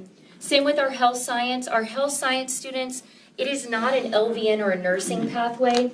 It's a foot in the door, basically. We're going to get you MedTerm, we're going to get you A&P, you're going to get the classes to help you understand the human anatomy, and then we're going to get you a certification that you can work with while you continue your education. So if you want to be an LVN or a BSN or any of those, you can work as an EKG phlebotomist in a hospital and then move into that field as an LVN or an RN or a BSN with your BSN. But those would all require additional. Welders can go straight into the workforce. How about cosmetologists? Do Cosmetology, full-fledged, full hours? open, yep, they can do, and a lot of our cosmetology students are in the future, we're not there yet because we just started it, are going to be able to dual certify in business in high school, so they'll get the small business entrepreneurship and cosmetology, so they would have the ability to open their own facility. That's good. But we're about, what would you say, 2 years from that, because we've got to get them a certain number of credits before they can start their cosmetology program right now. Basically, they have to graduate as juniors, and then they have 1 or 2 credits left as seniors because they spend all day in the cosmetology lab. I was just going to ask that. How many, like, in what grade can they start? Can they start their sophomore year, or does it have to start their junior or freshman? It depends on the program, but a lot of them start as freshmen. We like to hook them in with some fun classes their freshman year, and then they have to work on those those TSI required courses or those upper level maths, and they have to do it in a very quick fashion so that they have their senior year available, particularly in cosmetology. But really, it just depends on which program. To clock in all those hours. Mm-hmm. Just curious, is providing any problems with PEMS? Well, no, because we're on top of it. But it does require quite a bit of coding. And so we're doing a lot of checking and rechecking. And just today we thought we were solid. And then we saw these kids are showing up as participants and they're not participants. But the state is really, it's not our fault. The state is moving to a PEMS coding system where they are pulling straight from our SIS, our school system that houses our information. It's called EdFi. And so whatever course code we assign that class is coming from a state list of course codes that we're allowed to assign. And so if they're, for example, in automotive 1307, that course, that's a dual credit course, would be crosswalked to a high school course that's state coded as a practicum. So the TEA will see that state code and they'll say that kid is a level 4 and he'll be a completer when he completes that class. They're doing all of that without us submitting anymore, which I will tell you is giving TEA a little bit of a gray hair, but we're all working through it together. So yes and no, because we're on I promise we're on top of it. Okay, what's new in CT? Obviously the new building is the biggest one. We are provisionally designated as a P-TECH for welding in particular. We're looking at maybe adding cosmetology or other programs to that, but first we really want to solidify the welding program. The new CTE building is going to house the majority of our CTE classes. Cosmetology is going to stay where it's at because we did just put in quite a bit of financial investment there in that classroom, and so it is a top of the line facility, and so we're going to leave them there. We are developing a plan for an industry-based opportunity. We haven't quite fallen on what that's going to be exactly, but we're looking at offering several different opportunities for kids. One being a process tech certification, one being a pathway to a process tech associates. We will not be able to get them their associates in process tech, not at this current time. And then an instrumentation or an industrial mechanics certification. So they would be able to work on an assembly line for Tesla, the programming of the assembly lines for Tesla, Amazon. They could also work on a wind turbine. They could work on solar panels. They'll have micro credentials within that instrumentation or industrial mechanics program. But that takes a lot of deciding really what you want to do. So our pathway right now is looking more general in their freshman and sophomore year, and then really getting into what they want in their junior and senior year, which is when the building will be open. So to perfect timing, and we'll get all the good things that they need in those programs. Okay. And then we are updating our TMHS course guide to be a little more user-friendly and a little more understandable. This is our current spring warpath projections, whether it be CTE or general warpath. We are currently looking at 703 students attempting dual credit with a total of, I think, 1,000. We just hit the 1,005 1,000 taking classes. So those 700 students are taking over 1,000 classes. We are very proud to show you that we are at an 87% completion rate as of the spring of 24. So 84% of the students that attempt it, complete it. The colleges have about a 60% completion rate. So with our support on our campus, with our facilitators, our teachers, our kids are completing and being successful in those courses. And if they aren't successful, what's happening? They're working with the counseling staff to redo their PGP or their 4-year plan and decide when to drop, when not to drop. But they should be working in conjunction with Ms. Fig, Coach Fig, and their counselors to do that. And then trying again.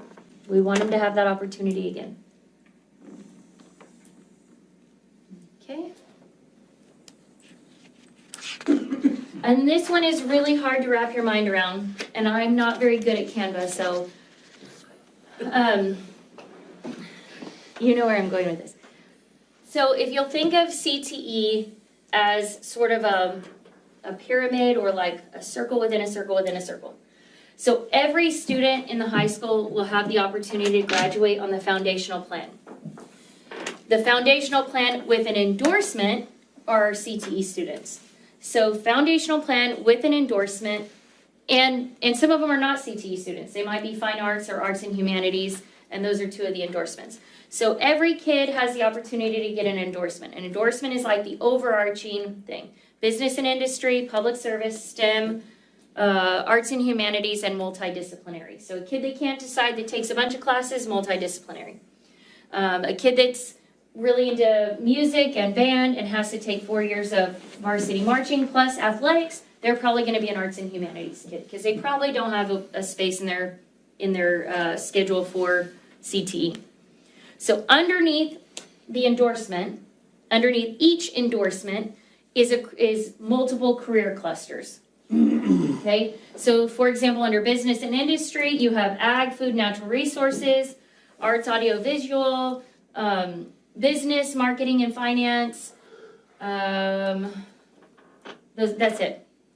So those agriculture, all of those are underneath the business and industry endorsement. So you get a business industry, then you pick a career cluster, and then you pick the good stuff, the program of study. So each career cluster has multiple programs of study.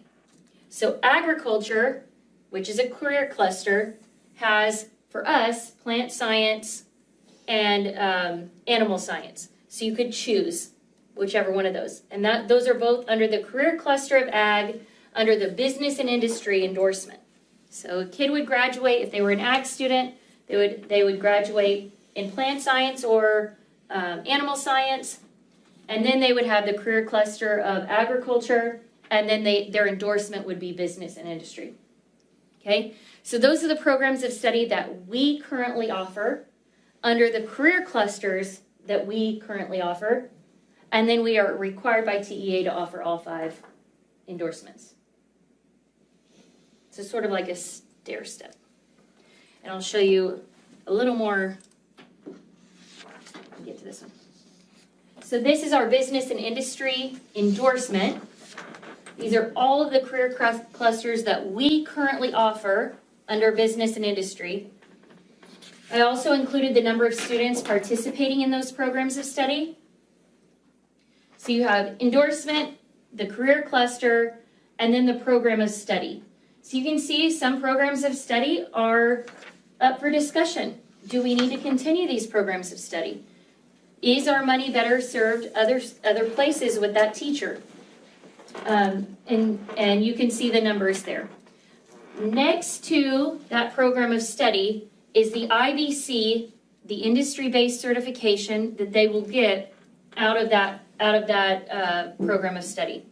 Every single program of study has an IBC, an industry-based certification that they could go into the workplace and use. Okay, so this is just business and industry. So we are offering over 19 programs of study, which is a lot, and we're considering adding a few. Okay, this is public service, so 4 career clusters there, 4 programs of study, 3 career clusters, 4 programs of study, and then multiple IBCs there. And it's a very popular, public service endorsement is very popular for us. And then STEM, meaning they have to have 5 maths or 5 sciences, or they're in engineering. Those are our programs of study there. And then arts and humanities are for our students that are in, that take multiple years of fine arts, and then multidisciplinary.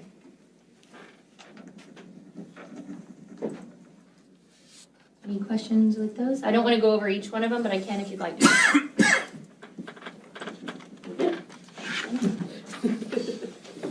He's like, no, it's a lot. It is a lot, and I will, That's the point the point that I wanted to bring up is, this is a lot. I mean, and I didn't work at the high school level, it's been a long time, but this is some heavy stuff.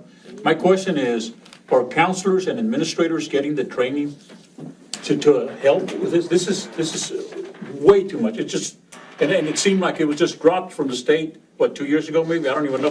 When did the state decide to just drop all this? CTE has been around for a little bit. It's sort of like that old school pendulum. You know, it's just going to keep swinging. We took all of the sewing and all of that out of schools for a while, and now the pendulum is swinging back the other way, but it's swinging back big, real big. Really big. But that's exciting for our kids. Well, yeah, this is great stuff for the kids. Because even if they are college bound, there's something that can pique their interest in high school. So I think we're moving in the right direction. The other thing that TEA has allowed or made it possible for is they're paying, they want this to occur in schools. So there is a quite heavy allotment, financial support for these programs. And then additionally, if you're good at it, if your kids are good at it, which our kids are good at it, there's outcome bonuses. So if a special ed student leaves your high school with an IBC, or they earn their IBC, you generate an outcome bonus of $5,000 per student. If an economically disadvantaged student gets an IBC or has 9 hours of college credit and passes the TSI, passing the TSI is a big criteria, they generate $3,000. But more importantly than that, more importantly than the school getting the money, is that those children are going to be successful in their life. And I will tell you that if you talk to a CTE teacher, the IBC is important. It really is. It's very, it's very hands-on. It's very industry aligned. But the soft skills that are coming through broadcasting, or the soft skills that are coming through being in a hot welding shop and continuing to want to go out there and work and build things, those soft skills are what companies are asking us to develop in the students. Those hardworking, gritty kids, those are the things that our industries are asking us to do. And then we do a lot of things that kids are interested in. I would have never taken a video game design class and thought, oh, that's a great class for a high school, where you walk in there and it looks like they're just playing video games. But they're not. They've programmed that. They've designed it. They can take those skills and do so many other things with them. So in addition to the actual IBCs that they're earning that they can be job ready for, is the soft skills as well that they're becoming job ready for. Mm-hmm. So what are the opportunities? I know y'all are working with our local industries and the partnerships with them. I mean, there's a lot of opportunities in that, right? We are getting better at reaching out, but our welding program is highly invested in the companies surrounding us. So Kiewit works with us, Flint Hills works with us, Delmar works with us quite heavily. I know I'm leaving people out, and this is recorded, so sorry. We do have a partner wall in the new building that we want to have the relationship with Flint Hills other than just taking their money for taxes. We want to have a mentorship program with them, intern, if they want to help fund some of our equipment in there. We certainly want to do that. We've had some fences to mend with Flint Hills, and we're doing everything we can, but not just Flint Hills. We want Citgo and Valero. But to answer your question, Mr. Chapa, I think my assessment is our counselors, particularly at the high school, are catching up and trying to fix fundamental issues that they shouldn't have to be trying to fix, but they are. And we've made an investment in going to a new SIS program that I think we've started the rollout that'll be very, very well received. I don't think we can do enough training, because you can clearly see that this is a pretty complex type of rollout that we're doing, but we're comfortable with the funding issue, paying for the tuition. We're now in an area where we can receive additional CTE funding, where, Philip, correct me if I'm wrong, under formula funding, we were capped regardless of the level 4 or the level 5. We didn't receive any extra money. Now we are. So that's going to help. But it's a big transition from where we were to where we're at to where we're going.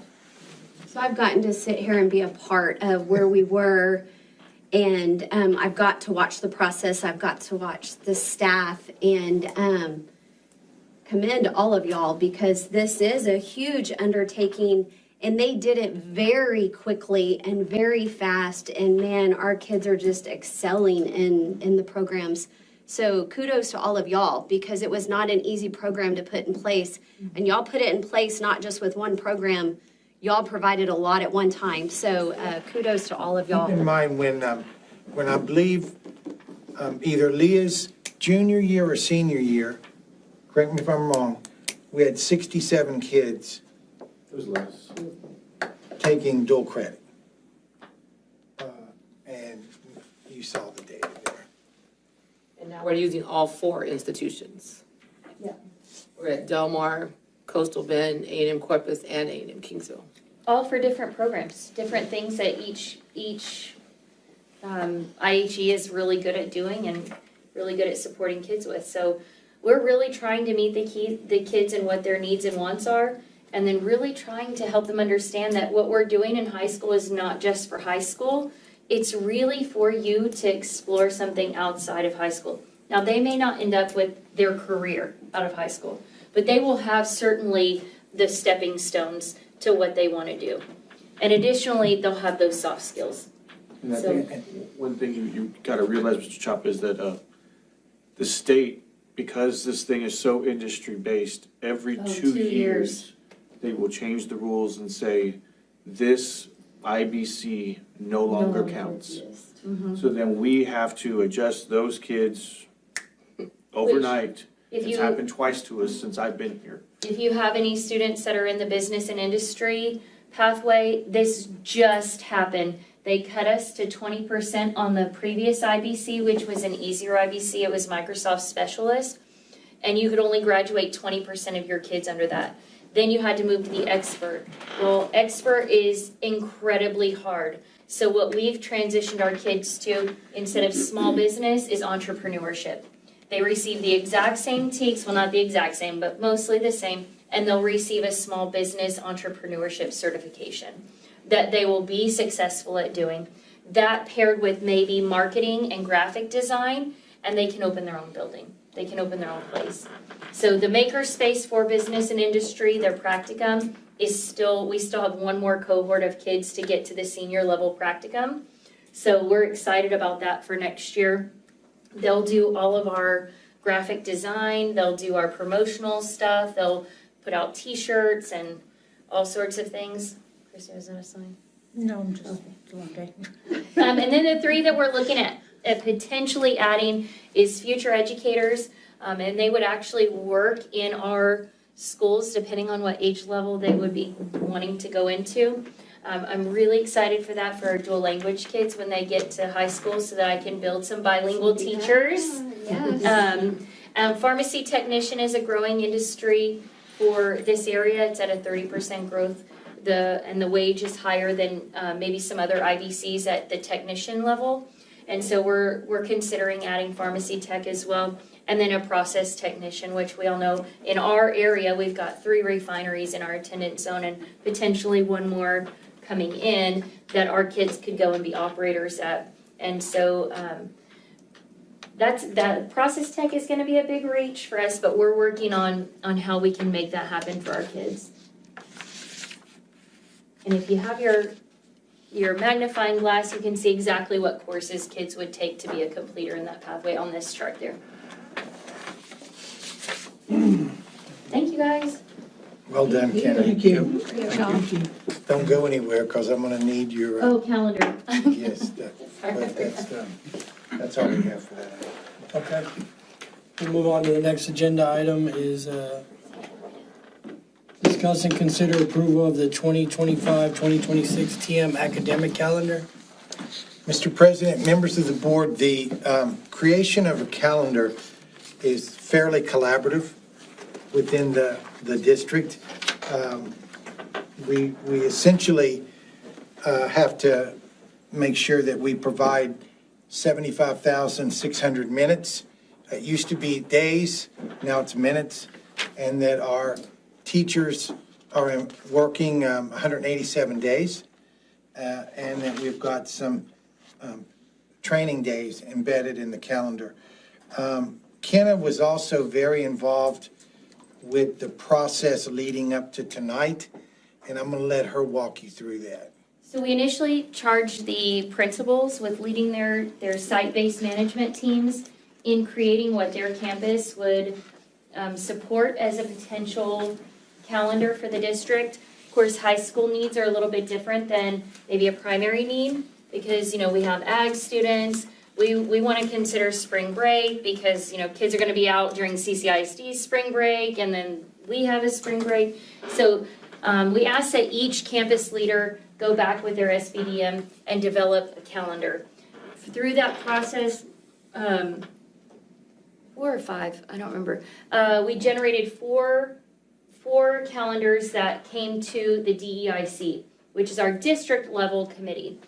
Our district level committee got to look at all 4 calendars, say we like pieces of this, we don't like this one at all. One of them that was submitted didn't have enough days on it, so it basically got tossed anyway.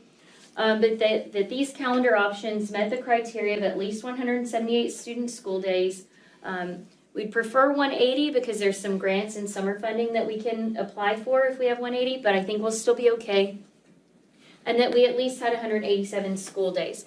So and in that committee, the DEIC discussed, we kind of threw some ideas around and generated these 2 calendars from that DEIC. Then those 2 calendars go to the school district and parents, I believe, and we get to vote on which calendar they like. It didn't go to parents. It didn't go to parents this year? It went to the TMISD. TMISD. The parents are on the DEIC. That's their representation. And so the calendars before you are A and B. The main differences between them, one has 179 student days. Both have the 187 required for staff. One of them has 5 intersessions, and that really caught everybody's attention. But really, it's just the livestock show, the full. So, but the calendar A has Martin Luther King and Good Friday off for students and staff. Calendar B does not, with a variation in start dates. So those are the main differences between calendar A and B. Also, doesn't calendar B allow for 2 weeks prior to EOC testing? Yes, for STAR testing. Yes. Our high school, they do the majority of their EOC testing in with freshmen in December. So our upper level algebra 2, no, English 2, U.S. history, all of those would be, they'd have an additional week. Biology. And they would not have the same spring break as CCISD. We would have a different, or some, I shouldn't say that, some of the other districts in our surrounding area. That's calendar B, that we would not have the same as the rest. And calendar A is the one that has, it's the same as everybody else? It may be different. I don't recall. I I think it's a week later in calendar A. The main concern I have with calendar B is working on Martin Luther King Day. I think, quite frankly, that could be offensive to certain parts of our taxpayers, and working on Good Friday. Calendar A has us off those days. And the give up there to be off for those 2 days is that you don't get the full ag show. Ag show. Which is what we're doing Which is what we're doing Which is this what we're year. currently in. Correct. The data that you see, the staff election was fairly close That was real close. I think it was separated by 18 votes. Mhm.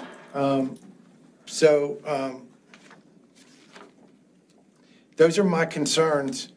We asked the staff to vote on it, and they did. I guess, But I wanted to hear from the board. so as a parent that works, I can't have all intercessions off with my kids. I prefer to have MLK Day and Good Friday because those are holidays that my employer chooses to be closed also. So those are 2 days that I would have with my kids without having to take a PTO day. And let me ask you a question. As a person that's very close to our ag community, you don't have a problem with not taking that whole week off in January? The kids that would have to be doing something on Monday and Tuesday would be excused regardless, That's correct? correct. That's So correct. those ag kids would not be missing out on anything.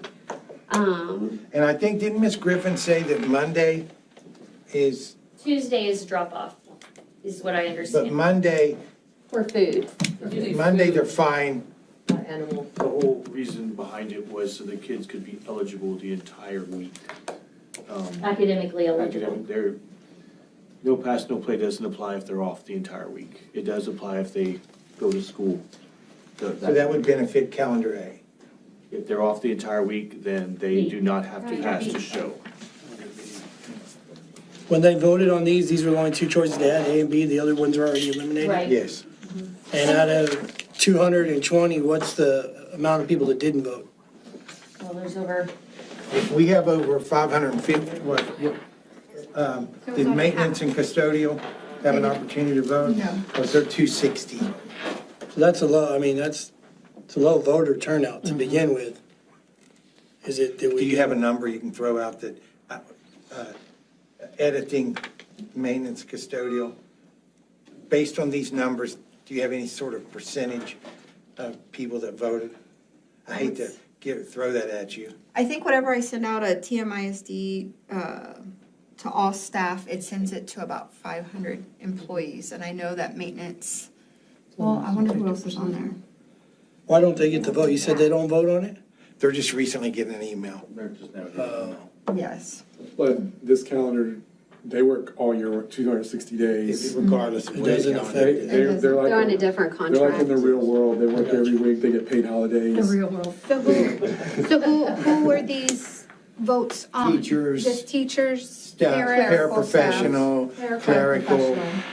We're talking 18 votes makes up the difference of the two calendars. I'm curious how the principals felt about the schedule. Which one with the principals, A or B? I'm just curious. I have an opinion, but I'm not a principal.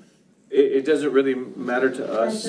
That's, to us, we just have to make it work. So it's whatever y'all decide, we have to make it work. We have to plan accordingly. It doesn't really, I don't have a say in it either way. It's a nice political answer. And I will tell Both of them you, have 2 weeks before start test? No. only B. If I was principal, I don't want all the days before start. That's what concerned If me. I'm gonna be liable, I want all the What days. gives us 2 weeks is, yes, you can test on the second week, but we have a window now. And we're not going to test on the first available week you can test. I really like B from an accountability perspective, but boy, does MLK and Good Friday give me heartburn.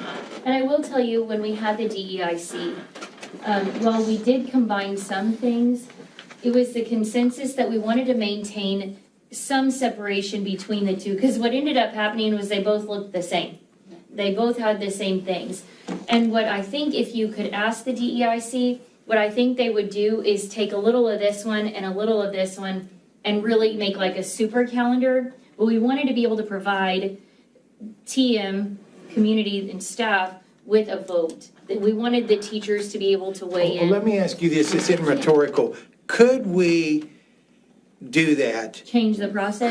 Could we take it back and do the vast majority of B with MLK off and Good Friday. I think Is that a possibility? Yes, because there were some of the dates that. You were on that committee, I am. correct? Some of the dates, the part about B that I like is that the beginning of the school year, we have 6 days of professional development. And that, I think, is a very crucial time. Then there are other days of, if I remember it correctly, there's other days of PD embedded in there. The MLK was, part of the conversation was, because I have never worked on MLK, and so I asked that question. The response was, like, some days we have it as a professional development day, some days we have it in school, and we were all kind of we were like, oh, like, I've always had off on MLK. And I totally agree with you that that's a great time for families to have an extended vacation. So if it were up to me, I would have combined the two and switched around some of the PD days, which I think are extremely important. And you can account for this as well. The consensus in that DEIC meeting, there were some parameters set in place already that didn't necessarily allow for us to maybe make one chart and say, okay, what do we like from this? What do we like from this? And put one together. Moving forward in the future, I think we'll implement that We process. can still do that. The perfectly- reason that we wanted to get it to the board in December was that there was several teachers voiced to me that they want to plan trips. Absolutely. And they want to know the calendar, but I think we can do that in January. So what I would like to recommend with your approval is to table it and bring it back to you. And we'll keep A and B, but and we'll introduce a draft C. So let me. And revote it with the staff? How can we get more participation? I mean, We could revote it. I think you need to, because, we're making the decision Yeah, here, but I think their voice is important. yeah. Very much so. I actually, excuse me, guys. I want to know what your opinion was. I know you said a little while ago you had an opinion, but you weren't a principal, but I actually want to know what your opinion is. I want more professional development opportunities for staff. I think that we're trying really hard to move and shift and grow in a lot of areas, and in CTE, I know in special CNI, education. We just have a lot of, I think we're getting a lot of really good traction. And the best way to continue that is to continue to grow our staff. And so if we can create a calendar that has professional learning embedded, and that just is part of the culture, that on these days we're gonna learn and grow. So that's what I liked about the B, it had more days at the beginning. I like your idea. Table it. Okay.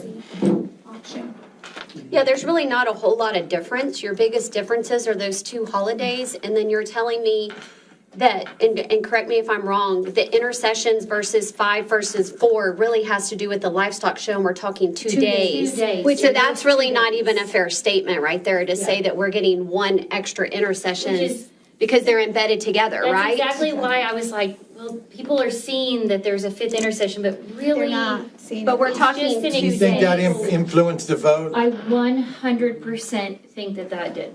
And it's That's only just my because of those 2 opinion, but- days.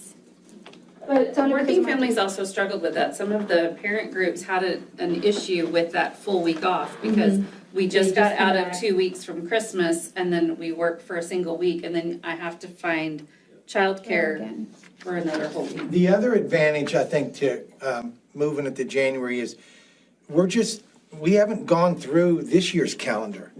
And it has a change in January. Yeah, I'd like to see our ADA that week Yep. personally, because I'm concerned about our ADA during the week of livestock show. The good thing is that the kids that are actually involved will be counted present. Right. But, okay, so that's my recommendation, is to table it. That was the whole ag discussion, was somebody works to show a pig, they raise this pig all fall, and then right before, when we don't have the full week off, grades end in December, and if they failed in that December, they don't get to show at all. And there's no 3-week recapture like there is for sports. That one shot at showing is gone, which for our ag, according to our ag teachers, it's kind of a selling point, but also like she wants the kids to be held accountable too. I don't mean to put words in her mouth, but those are some of the discussions that we had around that. I think the crux of it is that it just, there's so many things you've got to consider. You've got to consider the ag thing. We've got to consider stop dates for Tamuk and Coastal Bend. It's all, there's going to be no perfect calendar. Like, Right, I can right. tell you the one that high school put forward and ACC put forward didn't make it to the final two. You know, so it's there's just a lot of variance between what an elementary kid needs and what a high school But I kid will tell you, needs. the primary teachers were very concerned about having a full week off when that's like the key capture time for relearning to read, like kindergartners or So first graders. there's never gonna be a perfect one. Absolutely. So we as principals have to make best whatever you decide, and we're gonna do that. So, whether you wanna take it back or not, I think we're gonna do a good job either way. It's just what's kind of more important to y'all as, you know, something that's you give us the directive, we want our ag kicks to be off, great. If you want us to have Martin Luther King Day, great. We're gonna make it work either way, because that's just what we do. So So the best thing for the kids, in your opinion, is to have that whole week off for the ag? No, they need them to come to school. Then y'all need them I to come. think the thing of it is this, for a high school, That's what I'm saying. for we high school. wanted the entire month back to the way it was, to where we have all 4 weeks off. 4 weeks off. That's what works best for us, because it's very much in line with what Kingsville and Coastal Bend Yeah, College do. it's hard for the spring semester. I have to do it anyway, but to let them know their access codes to do their work, and we don't even come back to school till after the 21st. And they're 2 weeks And they're in. starting classes while we're out is. But what that means is that between the start of that second semester and the end, we only have one intersession. Yeah. And that might be too long for itty bitties. You know what I mean? So it would be nice if we had a high school calendar and an elementary calendar, but. Yeah, that Parents wouldn't won't like work. that. I think it's easier for us to adjust at the high school level and prepare our kids if we have to start college classes before TM does. We can do that, I think, easier than trying to get 5 and 6-year-olds to adjust to, like, that's why I think he's saying, we'll figure out what we need to do on our end to make it work. Doesn't help my decision. Well, what I would like to recommend is to table it and bring back in January. Let's encourage more participation. Yeah, absolutely. It'd sure be nice to have. Because right now you more than figure 50%, But I think a lot of the lack of participation is kind of the same. they don't care. I mean, I'm gonna make work whatever makes work. We've been through this calendar, we've been through this calendar, we've been through this calendar. So- What they would 100% object to is doing away with year-round. That would never happen, and doing away with the intercessions. That would get 100% voting, and the parents up here. Those are non-negotiables. I learned that. Put that as one of the options, then they'll have to. No, seriously, choose. All right, so we have a motion. Yes. Yes. I move that we table the approval or the calendar 2025-26 TM academic calendar. Move that we table it. Thank you. All right, you need a second? I'll second. Leo. All right, all those in favor of tabling?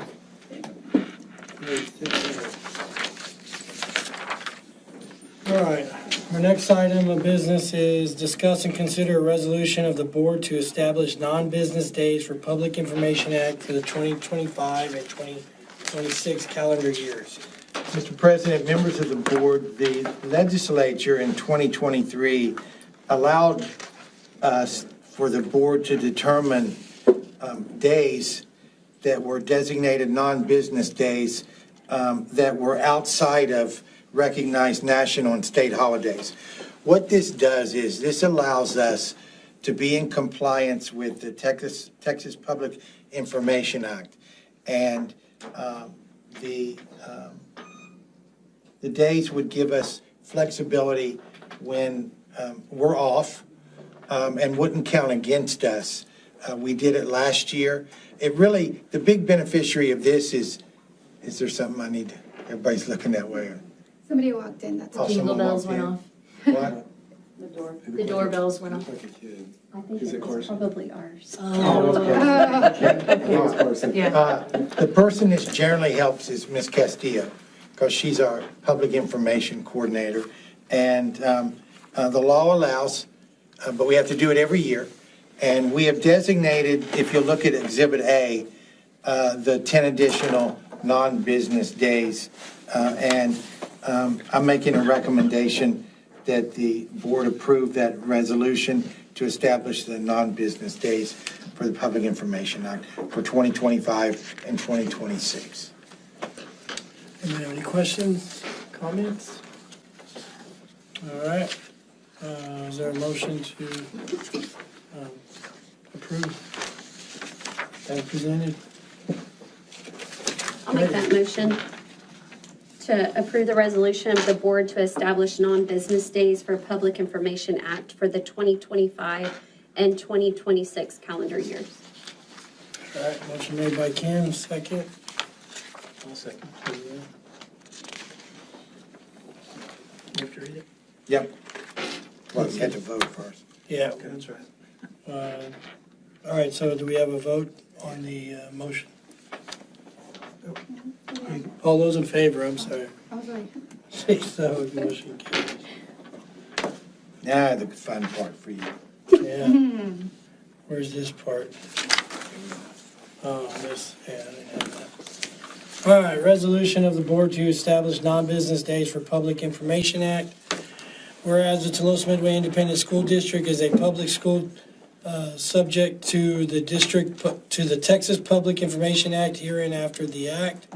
Whereas the 88th Texas legislature authorized the passage of House Bill 3033, which revised the act by adding section 552.0031 to the government code defining business days for purposes of the act.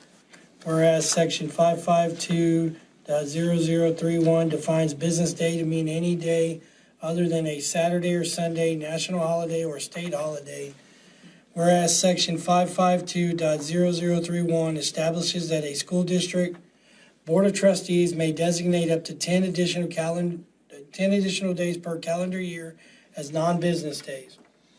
Whereas the board recognizes that the district's 2025-2026 academic calendar includes non-school days that are not Saturdays, Sundays, or state or national holidays, and whereas the board recognizes that designating additional non-business days will allow school staff to better align with the district's academic calendar when responding to public information requests.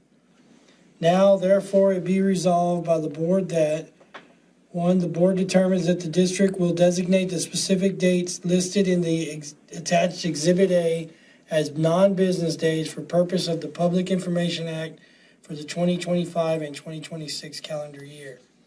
2, future action by the board will be required to designate non-business days for future calendar days, and the board hereby authorizes the superintendent to undertake additional measures as necessary to implement this delegation for the designation for the purpose of the district's response to public information requests. Adopted by the vote of the majority of the members of the Board of Trustees of the Toulouse Midway Independent School District, present and voting at an open meeting of the board on the 16th day of December 2024, at which a quorum was present. Thank you, sir. Sorry, I didn't have that sheet. All right, next item is to discuss. Do we vote already or no? Yeah, we voted. The next item is to discuss and consider approval of consent agenda informational items. First one is tax collection report. Any questions, Jeff? Comments? All right. Quarterly investment report. Oh, that's right. That got tabled, that wasn't included. That's right, table. Number 3 is the check payment register. financials, November 2024. I have a question. So, Philip, looking at November from last year, I guess we were trailing, for total income, for total revenue, we had 3.8 million, and we're at 5.9 million. Is that a good sign that we're tracking much better than last year, or ahead of our budget, or? Only because last year, we were significantly overpaid based upon our estimates. And so, since we owed the money state at the end of the years because they had overpaid us. Rolled over? Well, it doesn't roll over, it's just that they look at what they paid you the year before. And so this year, the year that just ended was the first year that we actually got money paid back at the end of the year. So that's making our estimate has gone up, so we get, I think we get 40% and 30% of the estimate in September and October and November, so it's not really an So it's just the indication. timing? It's really just the cash flow and how they pay us, so it's not really, Not indicative. everything gets settled up at the end. Anything that has to do with state revenue, it all gets settled up at the end when we turn in our ADA at the end of the year. But our ADA is up. Yes. Our So ADA it is up. going to, That's a good trend. yes. Cash flow is much better this year than it was last year. That's the reason. Okay, nice. Okay, that's the question I had. Any other questions, comments? All right, number 5, enrollment report. Looks good. Yeah. Enrollment report. And the last one here is a regular and special called board meeting minutes. All right. All right, Mr. President, members of the board, it is the administration's recommendation that the board approve the consent agenda as presented. All right, do we have a I'll make a motion to approve the consent agenda. I'll second that. All right. All those in favor? Motion carries 6-0. Can we wait for a meeting? You can, I'm not sure what date that we settled on for January. Because of, Oh, the livestock show. yes, and I know she and I have discussed it, but I can't remember. What was the calendar for the regular board meeting in January that we discussed? Because I didn't write it down and I can't remember. The 13th, which was the week prior. Okay. Because it's either the week prior or the last Okay. Monday of the month. January 13th? Yes. So future meetings, January 13th would be the regular meeting. Okay. Are we gonna need any special called ones? We might need a special meeting at the end of January to approve the audit. Because we're going so early in January. If I can get it ready on 13th, I'll run 13th, but, might need more people. That's all we Good. have. All right. Merry Christmas. Merry Christmas, everybody. So now we have a adjournment. Do we have a motion to I'm adjourn the moving we meeting? adjourn. And a I'll second? second that. Kim? So if we establish now, Yeah. this board, who's doing the adjournment?